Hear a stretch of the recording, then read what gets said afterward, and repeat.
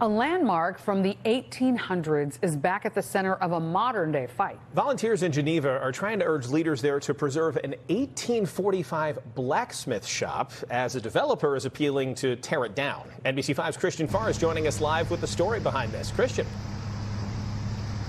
Yeah, these volunteers are very vocal here in Geneva, and they say that the developers have tried to tear this building down at least 3 times, and they're appealing it right now. They say this building is a piece of Geneva history that needs to be preserved.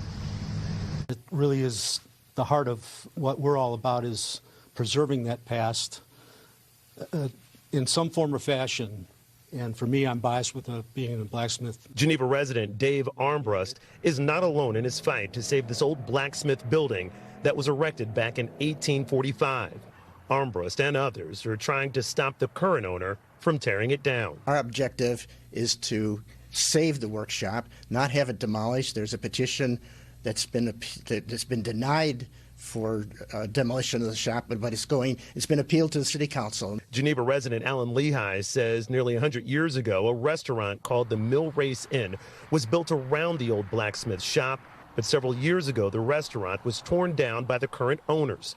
Lehigh says the blacksmith shop was considered a historical landmark by the city and could not be torn down. We're concerned that everyone understands, including the city council, what the significance of it is and the history of the shop, and that's why we built the model to show what it looked like and why it was important to the community and what can be done with it in the future. One of Lehigh's volunteers created this model of what the blacksmith shop would have looked like back in the mid-1800s, and another produced an artist rendering.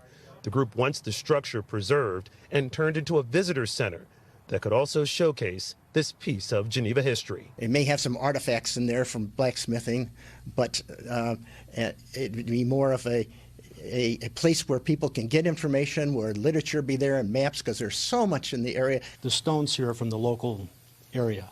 Everything about it is true to the area and true to the heart of what the city of Geneva is about.